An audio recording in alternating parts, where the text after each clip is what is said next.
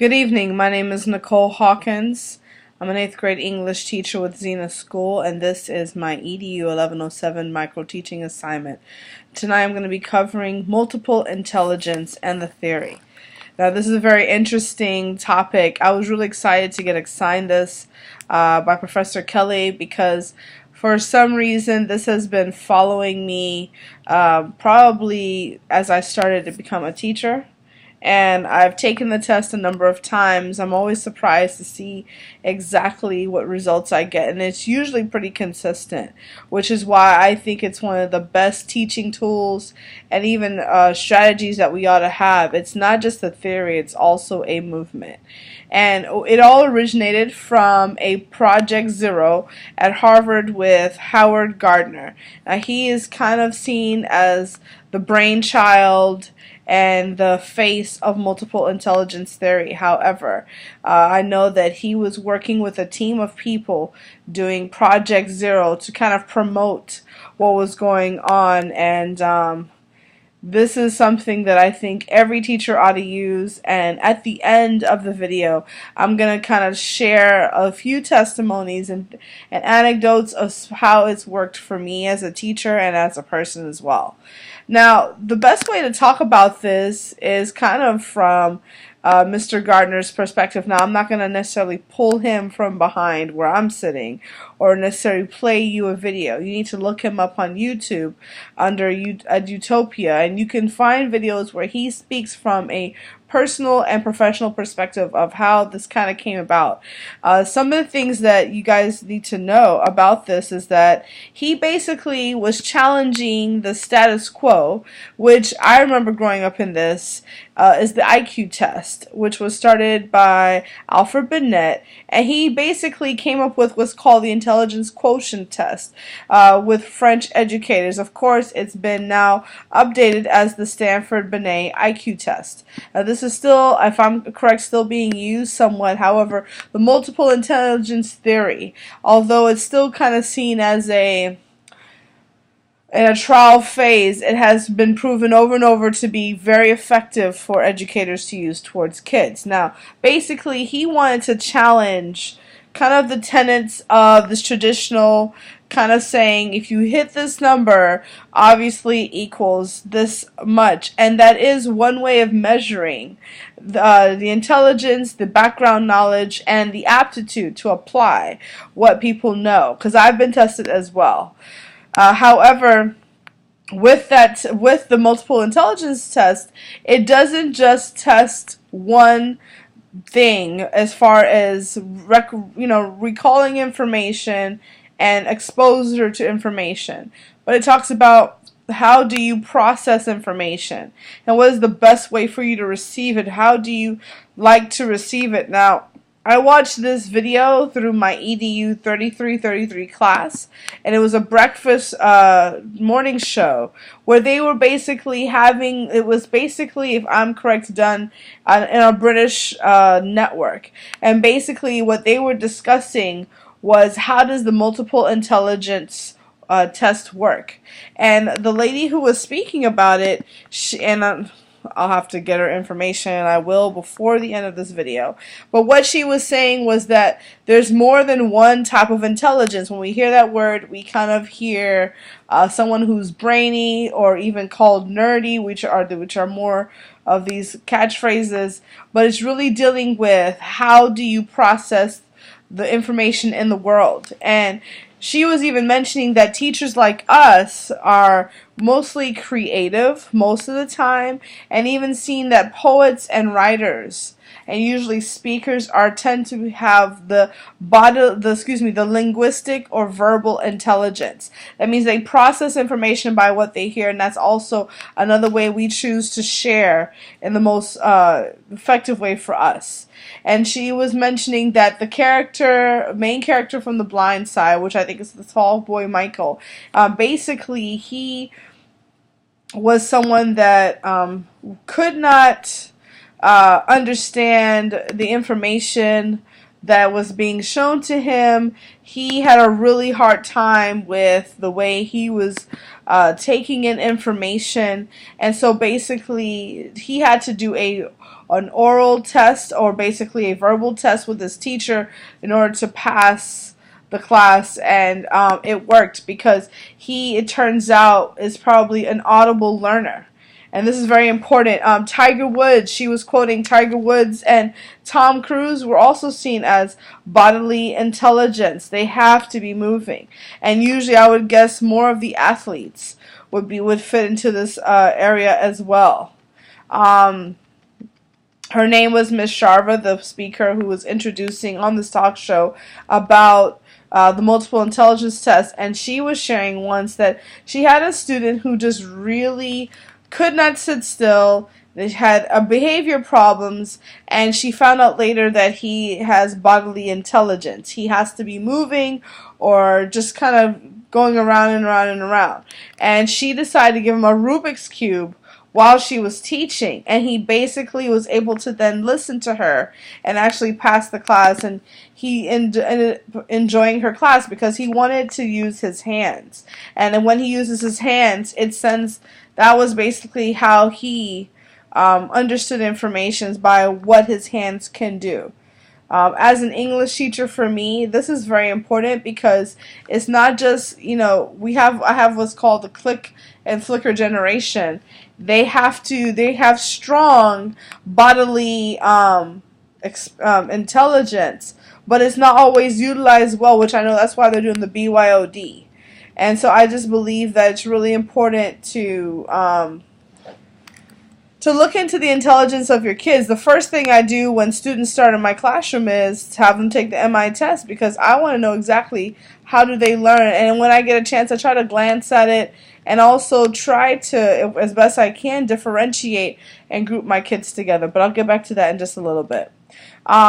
She pointed out something that I have not heard Howard Gardner mention, nor have I found in much research, but I thought it was interesting. What she talked about was the paralyzing and crystallizing experience. And so this might be from his book Frames of Mind, which is where he kind of lays out his plan and his theory on how everyone has a different multiple intelligence. Now, for the paralyzing experience, what she was saying is, if you had a negative experience, let's say cooking or doing hands-on work, you're less likely to have a lower intelligence based on your perception and based on your understanding of that intelligence. So if you don't like to go outside and play because you had a bad experience going outside and play, most likely your body intelligence will be low.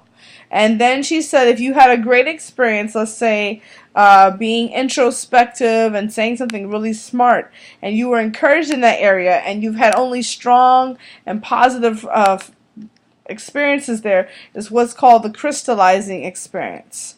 And so she was really kind of going over how important it was to basically point out that the paralyzing experience is negative. And so it made me start to think, here's my first question is, okay, so just because someone had a bad experience on a roller coaster or playing outside, now their bodily intelligence should not be encouraged? Could they build new memories to overcome or compensate the old ones? And then the crystallizing experiences, if they only see it through the things they enjoy, how will they be able to endure and use other intelligence needed for the task? So I thought that, for all the criticism that multiple intelligence theory has, I believe that this is a serious, not a flaw, but serious thing to look at, that if it's the paralyzing and crystallizing that forms are the way we receive things, then it almost feels like wherever our emotions land is the only way that our mind is going to process what we know. That can be, to me, scary. I don't know. Just saying, in people in general who are just sensitive, then their multiple intelligence would be could vary almost from season to season. But Howard Gardner, who is of the multiple intelligence theory, he is a professor of cognition and theory at Harvard. He also is an adjunct professor. These are some of the main points he mentioned about the multiple intelligence theory. Straight from his mouth. He thinks that our educational system is not taught in the best way, and I think that the traditional side is in a big overhaul with Common Core and the Marzano techniques and some of the things that are being, was more of an alternative education route where we're not just what he calls the law professor thing where, you know, you have to hear it in a lecture one way, and I'm still working on my approach with my students.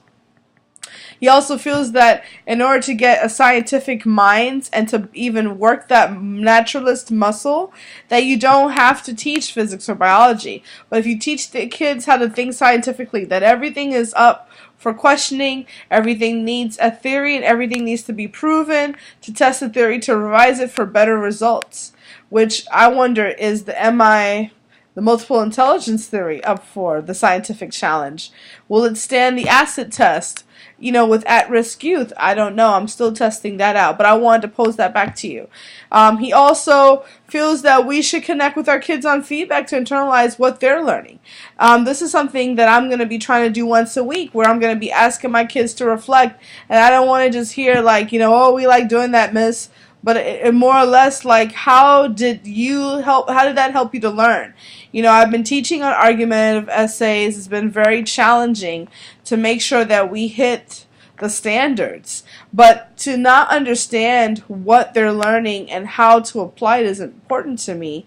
So I would talk to them and ask them basically, you know, what could work, and realizing that a lot of them were bodily intelligent, some of them probably artistic.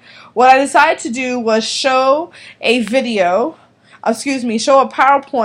of what I decided to do was call a picture argumentative essay. Picture that argument. And basically what they had to do is, I got a bunch of good magazines and told kids, don't try to pick a subject that you like, but do pick something that you understand. And basically it could be like dogs versus cat, or flats versus heels, or makeup, 2 different types of makeup, 2 different types of flowers. We had kids pick 2 different types of sports, or sports teams. And basically had to present a precise claim, which would be your the argument that you would present in a essay, and then they had to present a counterclaim. They couldn't seem to understand that in an argument it takes 2 people to stand on 2 different sides. So in this assignment, it basically emphasized the opposing claim or the counterclaim to a possible argument on one view without using words. And it forced my kids to start to think that when they looked for evidence, which is a major crucial part, is if you're going to win an argument, you have to produce facts that can be proven, that are strong and effective. The kids had to use strong and effective pictures, and they had to be creative about it. And it was good because my kids started to think, what could I use without using words to make my point clear? And they were kind of tempted to use words, and I had to reduce that. And it was good because then they started to be really smart with their choices, really smart on how they present. And it realized that those are the kids that don't think through a lecture. They are the ones that think through their hands, through pictures, and through movement. They had to get up, cut, get up, get the glue stick, get up, get the magazine, and because they were moving, they were totally engrossed and obsessed with the project. And what one of the theorists has called the flow. Basically, this is the place where in the multiple intelligence, they're so involved in their presentation on coming to the same standard as a kid just writing an essay. This is something, they call it the flow. This is where they are now excited. And so I didn't want to make it a huge long project, so I just asked them to just find 4 to 6 pictures to prove their argument, and then a few of the counterclaim, and I think it worked. He also felt that kids should not be learning superficial information, then they won't retain it for college. But my thing was, but isn't it just the presentation that's superficial and not the information? I'm just saying. He also thinks that different intelligence show how our kids learn and how we are to engage with them. I agree. If they're into art and I'm not into art, I need to learn more about art. So I went to the art teacher actually for that idea.